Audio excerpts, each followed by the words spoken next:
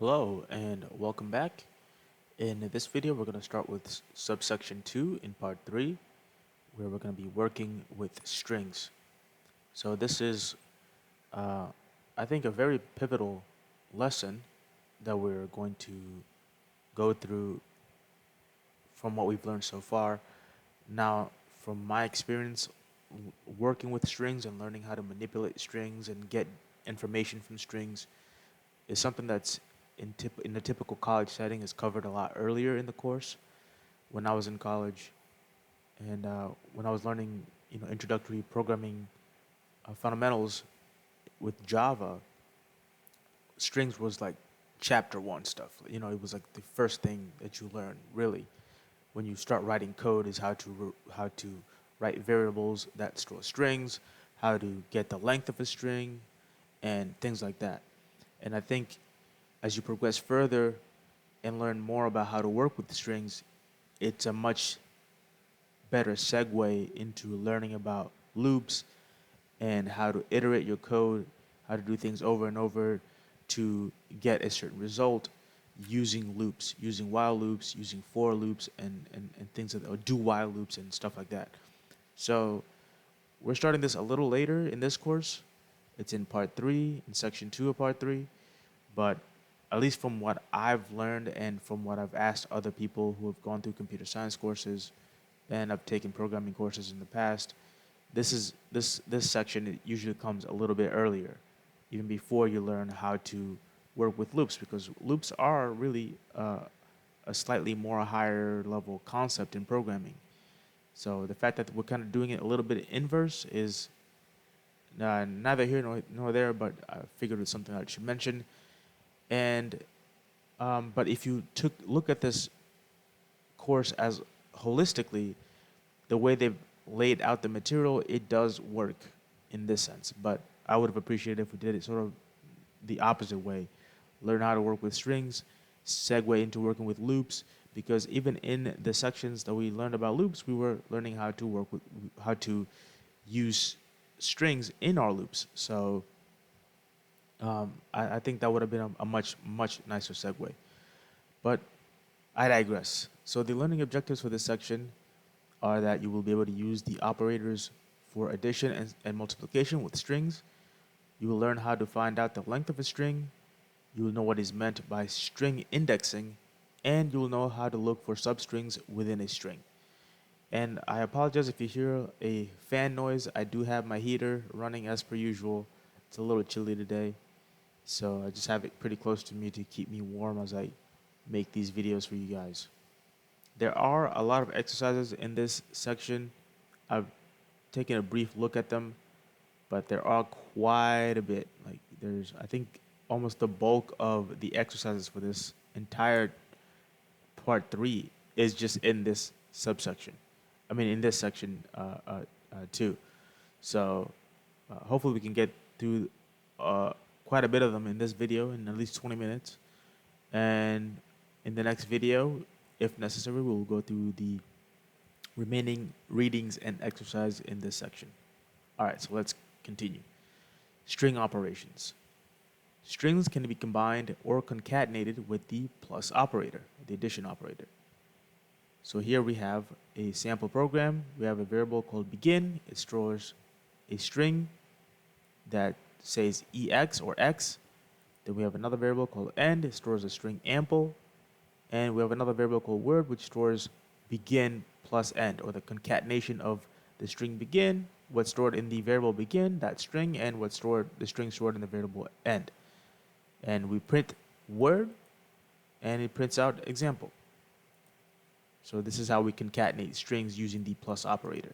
You can put whatever variable that stores one string plus the variable name that stores the second string, and together they create one bigger string, and you can print that bigger string out if you save it to a variable that you can reference. The star operator or the multiplication operator can also be used with a string when the operand is an integer. The string operand is then repeated the number of times specified by the integer. For example, this would work. In this program, we have a variable called word. It stores the strings banana. Then we print word times 3, which just prints out banana, banana, banana as one giant string. Using string operations together with a loop can write a program which draws a pyramid. So in this program, we have a variable n, which stores an integer 10. We have another variable called row, which stores the string that contains an asterisk.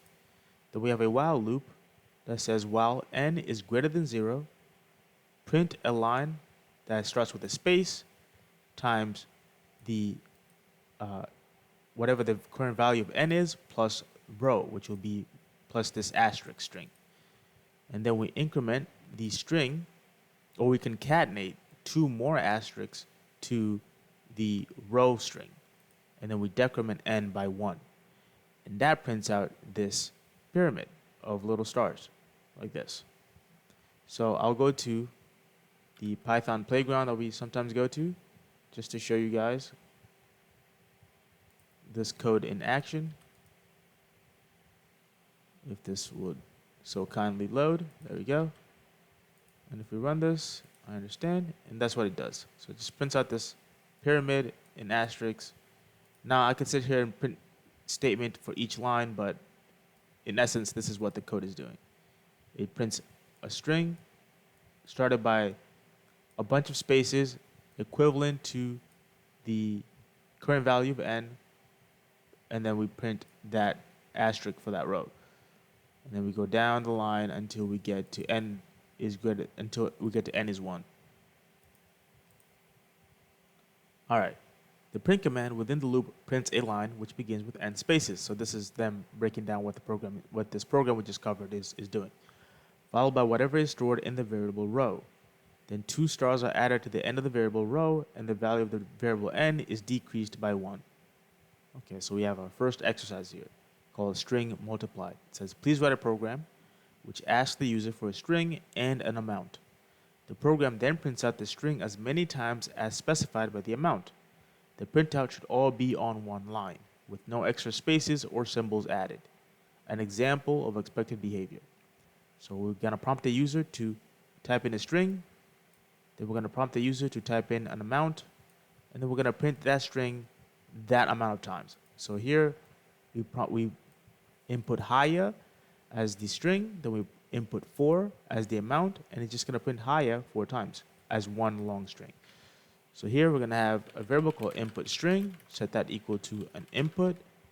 Please type in a string. Then we're going to have a variable called amount, which is going to store an integer input that we provide. Please type in an amount. And then we're just going to do print input string times amount, like that. So let's run this.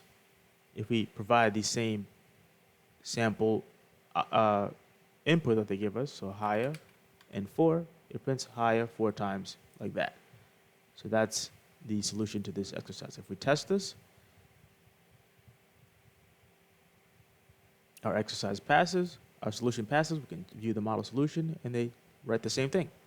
We have a variable called input string, which stores our input string that we provide, or that we prompt the user for. Then we have another variable called amount that stores an integer value that the user also provides. And then we just print input string times amount, and that's what's going to print out that input string that amount of times. So that was a pretty easy and straightforward exercise. Here we have another reading called with the heading, the length and index of a string. So the function len returns the number of characters in a string, which is always an integer value.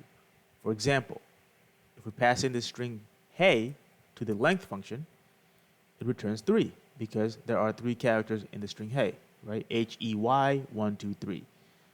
The following program asks the user for a string and then prints it underlined. The program prints a second line with as many hyphen characters as is the length of the input, so these little dashes.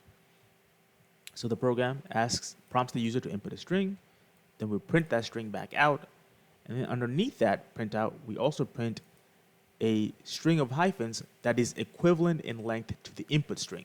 So here's the program in action. So please type in a string, we provide hi there, or we input hi there. Then the program reads back hi there, and then it prints the hyphen string, which is as long as the length of our inputted string. The length of a string includes all the characters in the string, including white space. For example, the length of the string bye, right? Bye space bye is 7. So it'll be bye, BYE, which is 1, 2, 3, space 4, and then followed by BYE again, which is another 3 characters, totaling 7. And if we want to, we can put this in our Python playground, run it. Please type in the string. Python is cool. We can count this ourselves. Python is cool is 1, 2, 3, 4, 5, 6. Spaces also count, so that's 7, 8, 9, 10, 11, 12, 13, 14, right? So we should then get, it's going to print out Python is cool, and then it's also going to print out 14 hyphens underneath that. And what we can even do is we can print out length of string and do pass length here and give it that input string. Then when we run this again, right, Python is cool. Python is cool. The length of the string is 14 characters, and then down here it prints 14 hyphens. So I think this might be a little bit easier for you guys to see. Awesome. So now here we have another exercise called the longer string. It says, please write a program which asks the user for 2 strings and then prints out whichever is the longer of the 2. That is, whichever has the more characters. If the strings are of equal length, the program should print out the strings are equally long. Some examples of expected behavior. So we get prompted to please enter string 1. We type in hey. Please type in string 2. We pass in haya. And then it prints haya is longer. Same thing here. First string is howdy doody. Second string is hola. Howdy doody is longer. And then in this example, they give us 2 strings that are of the same length. So the first string is hey. The second string is bye. And it says the strings are equally long. So again, as you can see here, this is, why strings are such a great topic to segue into the larger programming concepts like if statements and loops. In this instance, I'm visualizing the solution in my head. We're going to be using if statements and conditionals to check whether one string is longer than the other, and by determining that, we can print out an appropriate response. So learning how to work with strings would have been a great segue into working with conditionals, and then working with conditionals with strings would have been another great segue into working with loops. So that's why I was surprised that we're learning strings a little bit later in the course, right? We're about halfway through with part 3 of this introductory course, where it would have been great if we learned it at the beginning of part 2 or even later in part 1. But anyways, that's again neither here nor there, but it's just something that I thought would have been better done if this lesson came a little bit earlier in the course. So our solution, let's put this together. So we're going to have our first input string. Just do string 1 is equal to an input here. Please type in string 1. Then we're going to have string 2.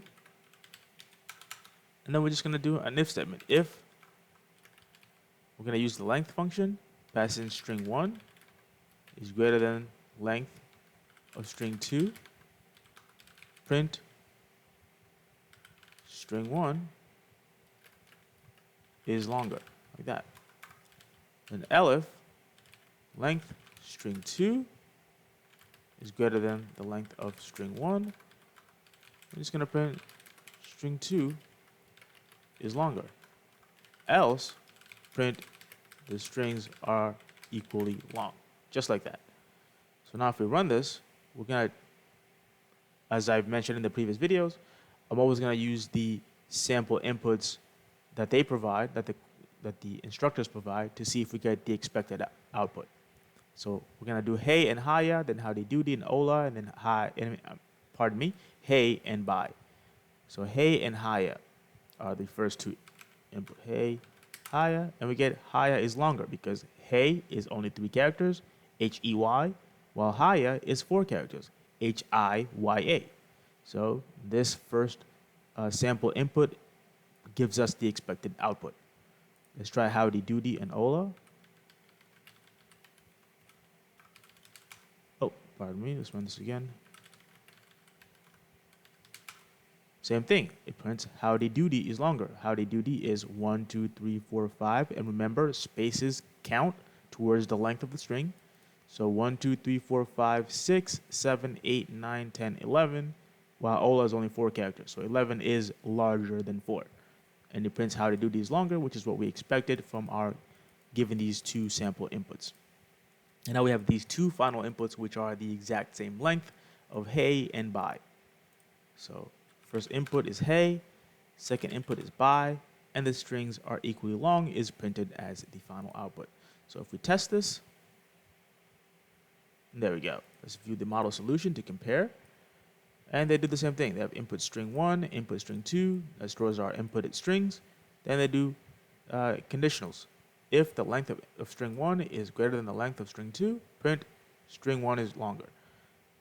Else if the length of string 2 is greater than the length of string 1, then print string 2 is longer. Otherwise, the strings are equally long. So the exact same solution, just they did input string 1 and input string 2 for their variable names, but we just did string 1 and string 2. Awesome. Okay, we are making good time. I think we can get through, one, maybe two more exercises before we hit our 20-minute mark. As strings are essentially sequences of characters, any single character in a string can also be retrieved. The operator, right, the square bracket operators, finds the character with the index specified within the brackets. In other words, if we have a string, right, we'll say our variable is string 1, and at the end, if we put these square brackets and pass in an integer in here, Python will know that we want to get the letter at that integer, otherwise at that index. And they're going to talk a little bit more about what indexing means in this little diagram here. So the index refers to a position in the string, counting up from 0. So when you hear zero based indexing, that's what it means. Like we start counting in programming, we start counting from 0 up to 9. The first character in the string has index 0. Well, I shouldn't say up to 9, up to whatever the length of the string is. The second character has index 1 and so forth.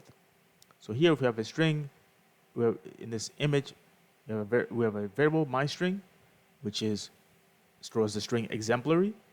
And so the index of the word exemplary, so the first capital E will be 0, followed by the X, which is at position 1 or index 1, followed by position 2, which is the lowercase e, and so on and so forth until you get to the last letter Y, which is at index 8. Now, if we were counting the length of this, we would count the first E as 1, 2, 3, 4, 5, 6, 7, blah, blah, blah, all the way down to the end of the string. So, right, exemplary is what? 3, 6, it's 9 characters long, but the final index is at 8 because we start counting from 0. So, and now that's important. Keep that in mind. They're going to talk about some errors that might come with trying to get the indexes of a given string. So for example, this program, we have a variable here called input strings, which stores an input string, and then we can print input string at index 0, which will be the first letter. We're going to print input string at index 1, which will be the second letter, and then print the input string at index 3, which will be the fourth letter. So in this instance, if exemplary is our string, right? So input string at index 0 will be the capital E. Input string at index 1 will be the letter X, right? The first letter X that comes after the E. Then input string at index 3 will be the letter M. Now this is the program. If you run it, please type in a string, right? So if you plug in the string monkey, first letter is the letter M, or index 0 will be the letter M, index 1 will be the letter O, and index 3 will be the letter K. Since the first character in a string, and actually we should probably do this, right? We should put this into the Python playground here. All right, if you run this again, and what I'm going to do here is I'm going to say letter at index 0, so it's a little bit easier to see. letter at index, and here we pass 1, and finally letter at index 3.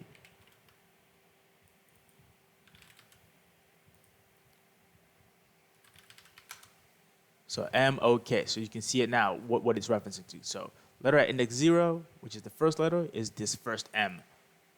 Letter at index 1 is this O. Letter at index 3 is the K. All right, let's continue. Since the first character is a string, in a string has the index 0, the last character has the index length -1. The following program prints out the first and the last characters of a string. Now remember when I was talking about how when you're working with indexes, you start at 0, right? So the first letter is at index 0. But when you're counting the length of the string, you start at 1, right? So again, in this example, exemplary is 9 characters long, but the last character is at index 8 and the first character is at index 0. So when you want to get the last letter, you're not going to say, my string, and you're going to pass index 9. That's going to be out of bounds, right? Because Python is thinking there's going to be another extra letter here that's going to be index 9. But in reality, what we want to do is do the length, which is 9 characters, -1, which is going to give us 8, index 8, right here. So hopefully that makes sense. And they're going to give us another example down here.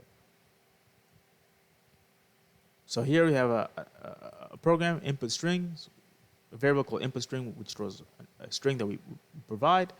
We print the first character, which is what I've been trying to show you when I'm writing letter at index blah, blah, blah. This is what they're doing down here as well, just to make it a little bit clearer to see. So the first character will be an input string. In fact, actually, let's copy this, and let's put it here. But before I talk about it, let's just finish this reading. So we're going to print the first character, which is at index 0, and the last character, which is at index, the length of the string, -1. So here, please, if we pass in testing, first character is T, last character is G. Let's put it over here so it's, again, a little bit easier to see. So our first character is the letter E, and our last character is the letter Y. So if we're plugging in a string and we already know that the string is 9 characters, but if we're counting the indexes, it will be at index 8. That would be the same thing as me just passing 8 here, right? So if I do that, again, we still get the E and we still get the Y. So this is if we know what the length of our string is. But if you're ever writing a big program, you're never always going to know exactly how long provided input is. Now you can create guardrails or schemas that, or I should say, you can design your program to accept strings that are of certain lengths, right? Strings have to be a minimum of 2 characters long, but they can't exceed 10 characters long, etc., etc. So you can sort of point your user in a certain direction depending on what the inputs that you want to accept. But even with that, we'll never always know. So that's why we do this. We do length input string -1, and that will always guarantee that we get the last letter of our given string. So again, if I don't know the string, then the length of the string, we can just do it this way. And the same thing, if I type in exemplary, first letter is E, last character is Y. So that's what this is doing. Because you remember, again, as I mentioned, strings, when we're counting their length, you start counting from 1 to the last letter. So it'll be 1, 2, 3, 4, 5, 6, 7, 8, 9.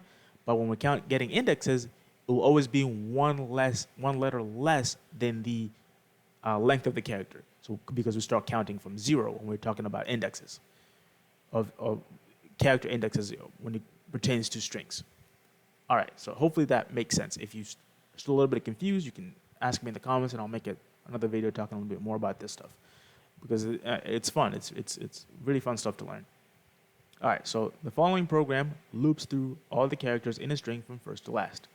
And again, I've mentioned this already a few times, but you see how working with strings is such a nice segue into working with loops, right? Because we can use loops to iterate through strings to count, to print out individual letters, and stuff like that. So this is why, again, I was surprised that we're starting to learn about strings and working with strings extensively this far down into the length of the course. So here we have a program. We have this variable input string, which stores an input. Then we have a helper variable called index, and it says, well, index is less than the length of the input string. Print out the letter at that index, and then we increment index by 1. So in our test here, we put in the string test, and then it prints out the first letter T, then the second letter E, then the third letter S, and then the fourth letter T on individual lines. You can also use negative indexing to access characters counting from the end of the string. The last character in a string is at index -1. The second to last character is at index -2, and so forth. You can think of input string -1 as shorthand for this, right? So doing this is the same thing as doing this. So this will still return, if we're working with this string exemplary, it will still return that last letter Y. So let's run this. Same thing. It gives us E, it gives us Y. We always know that the beginning of the string is going to be at index 0, and this is just shorthand for getting the very last string in whatever length of our string is. And so from here, we can count down now. So if we want to get the second to last string, we can do -2. So now it's going to return the first letter E and the letter R. So exemplary, we're getting the first letter E and the second to last letter R. And we can keep going down, right? So we can do -3, which is going to bring us that A, it's going to bring us that L, et cetera, et cetera, et cetera. But if you want to do it this way, this is a lot cleaner than doing this. Length, input string, -1 like that. I'm sorry, not actual length, just L-E-N. So just passing -1 to the square brackets here is shorthand for doing this way.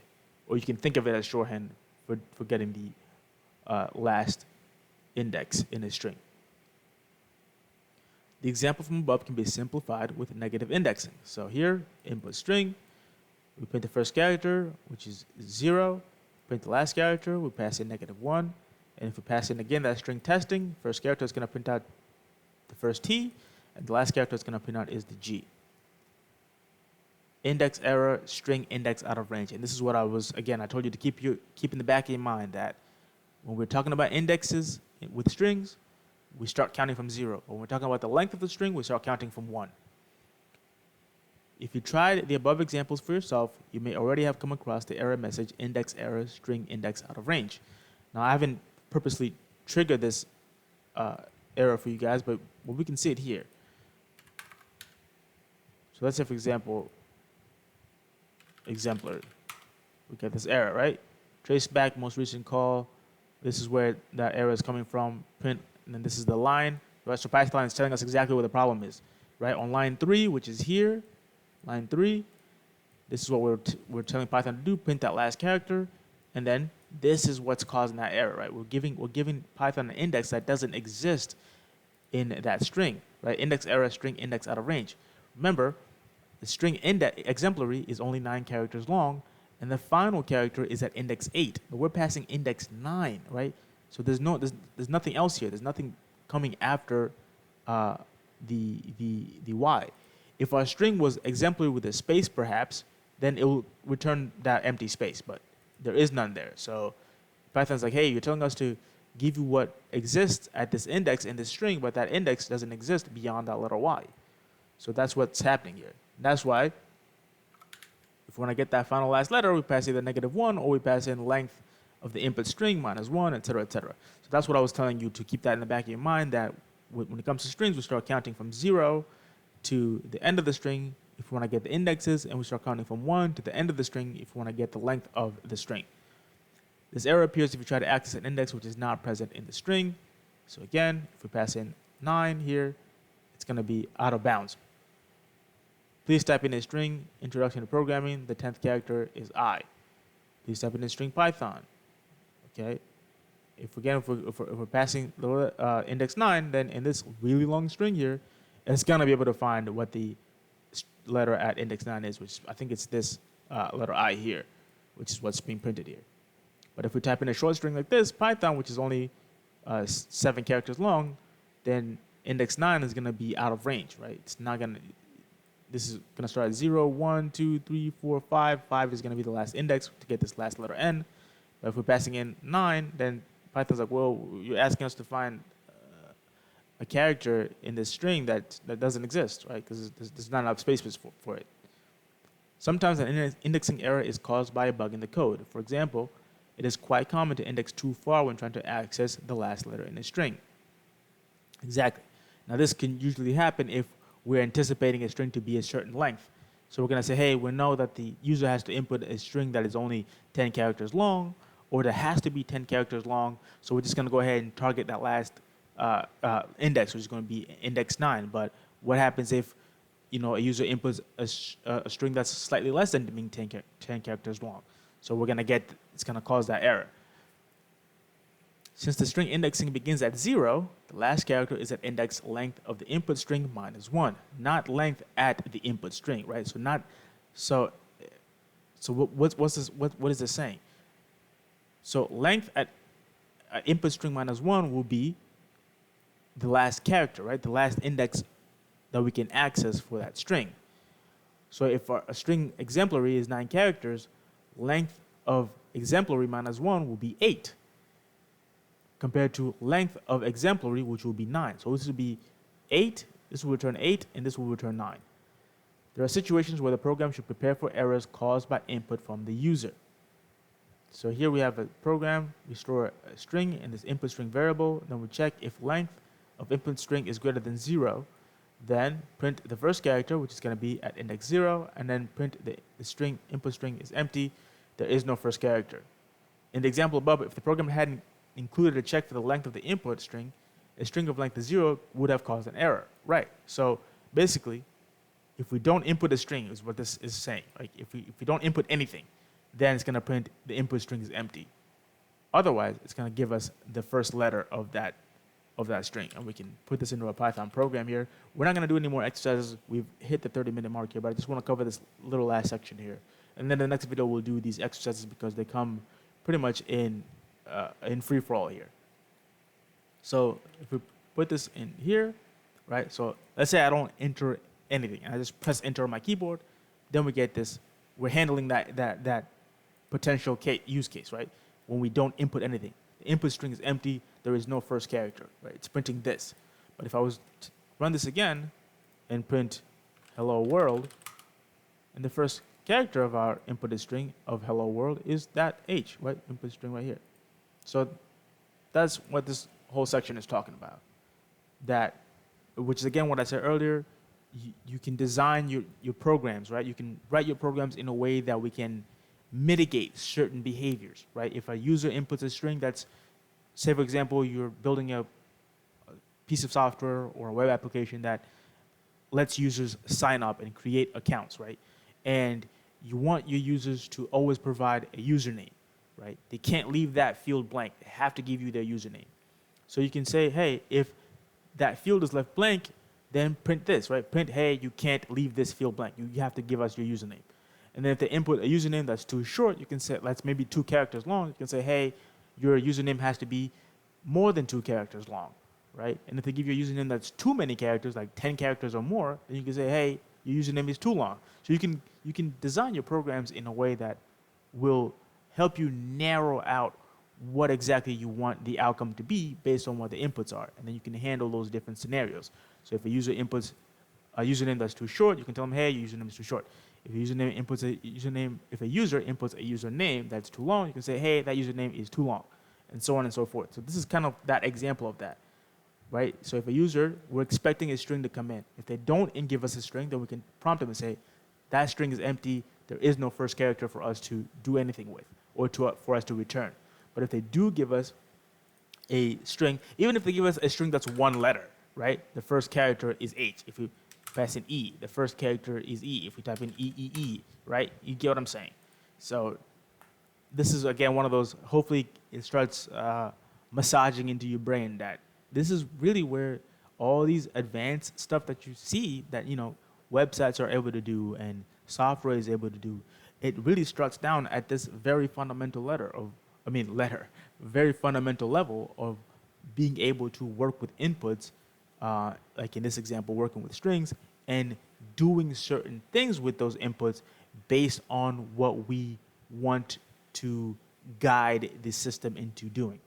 So hopefully that makes some sense. I did a lot of rambling in here, but I really am enjoying, walking along with you guys taking this course.